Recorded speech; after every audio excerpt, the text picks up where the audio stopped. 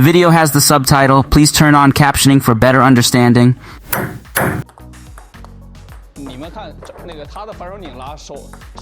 Hello, I'm EmRatThich. Today let's learn the backhand topspin and backhand flick with Chinese national player Zhang Jike. It's an amazing tutorial. How did they teach you when you were a child? Anyway, for all the fans and viewers watching, the most important point in backhand topspin, I believe, is that everyone has a different feeling. Plus, in my era, you know, in today's era, for example, their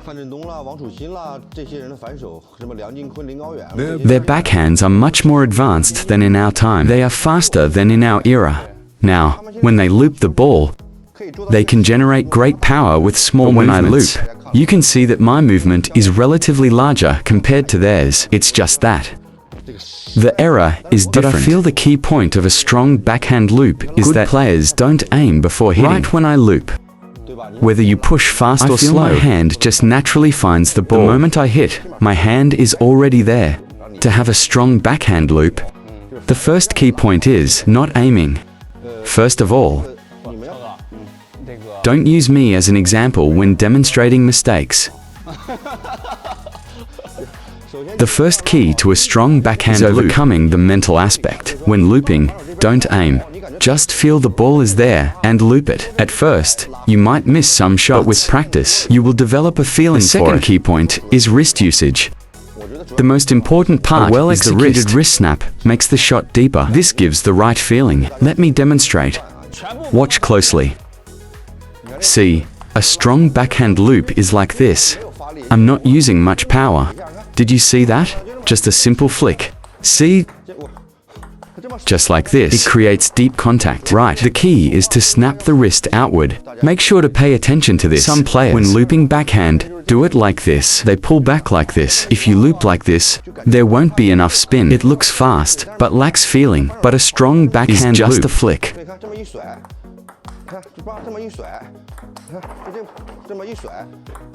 Making solid contact. I'm not using much power at all. I didn't use much force, but this feeling is important. These 2 points, I think, are the most crucial for backhand looping. The rest depends on continuous practice. You have to, at the very least, train for a long time. You need to practice. So, how do you make your loop so powerful? It's the sudden burst from the wrist, right? Yes, the key is explosive power. Many people loop with their backhand like this. Like this, like this. But in reality, it's just that one moment that matters. It's the instant snap of the wrist. Maybe with some Keep your wrist controlled during the backhand loop. Don't let it swing outward too much. If you flick like this, look, try applying a bit of force. Just a small movement, and look. It's really just a quick wrist motion. Look, just one snap.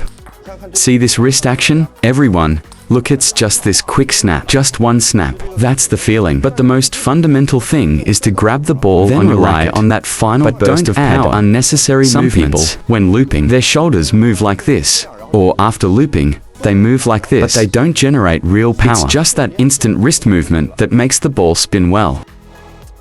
Really great teaching. It's very precise. They are asking how you do it. How do I put it? It's like cracking a whip. Here, loop the ball one more time. Don't make the backswing too big. Focus on the preparation. Watch the ball. See? I don't do a big backswing. Look, I don't move too far back. Not it's just the wrist. Snap just like that. That moment, the ball is gripped. See? Look at that moment. The ball is controlled. That exact moment, you must hold by stabilizing your forearm. That moment will create the right feeling. Just like that. The biggest mistake everyone makes with backhand loops is aiming too much. They take a glance first, or some people take a look, then brush the ball. And after brushing, the loop is weak. Especially in amateur circles. People tend to look, aim, and then loop. Let's show a slow motion replay. You haven't seen our slow motion before. Now we have Hawkeye technology. Let me show you a slow motion shot. Right. Let's record one for Chow. Let me show you for a second. We can play your slow motion footage frame by frame, so everyone can study your backhand. This is what makes our Quan Chi Bo so amazing. Let's set up some Here you go, slow motion coaching. One slow motion for the right hand. Ha! Also, watch how he does to backhand the banana flick. Take a look. Hey, Zhang Jike. I say my backhand flick is good. His flick is actually pretty solid. That's just the honest truth. His backhand topspin and defense are a bit weaker compared to his forehand, but that backhand flick. The banana flick is something to remember. For those who want to learn the flick, everyone, watch this technique closely. This technique is very common worldwide, and many players need to be even more decisive with it. Another thing, we professionals call it inch power, also called skillful power. Chaozin. The more force you use, the more forceful you try to be. See? The key moment is that quick wrist action. It's all in that split-second wrist movement. Kaozhe is using a Wo F1008 rubber watch closely.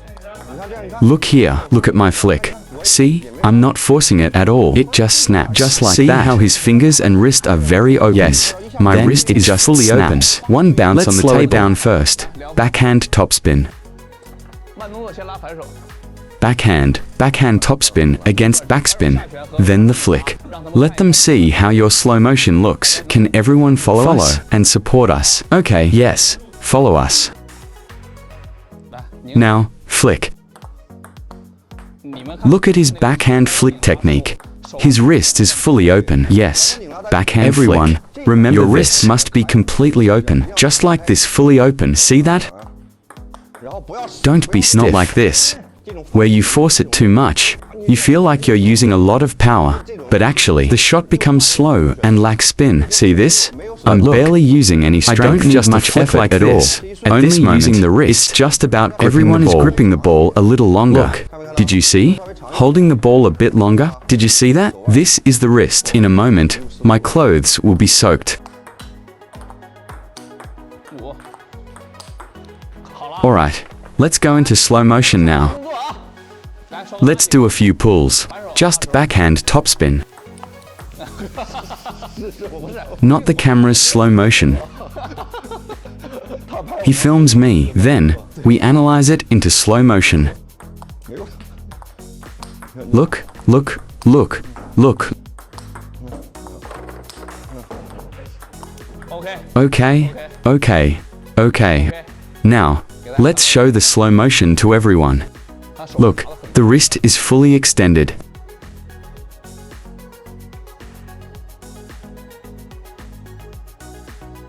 Can you see it, everyone?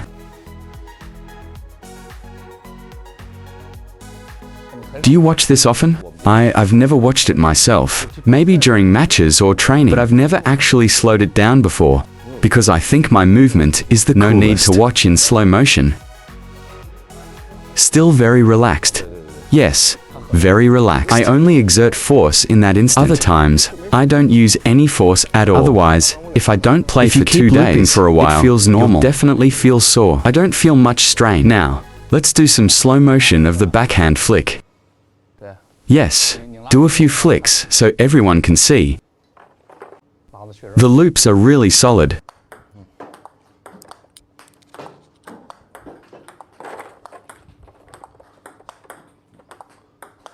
Alright everyone, watch closely. His backhand counterloop movement is really big. It's all about fully opening the wrist. For a backhand flick, you must do it this way. Now, look from the back. You can see how far his backhand counterloop goes. Look, it even goes beyond his hand. You can see from this angle, it's already twisting all the way over there. Look at this. Look, the elbow opens up. It must open up and the fingers and wrist follow through.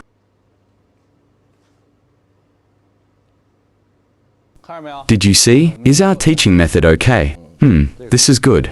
This can be slowed down further. Yes. Every detail should at least be clear to the viewers. Yes, whether it's forehand looping, backhand looping, or serving, everything should be shown in slow motion for better learning.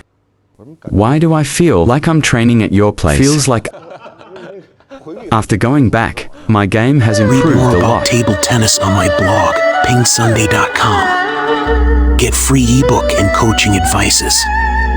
See you in the next video.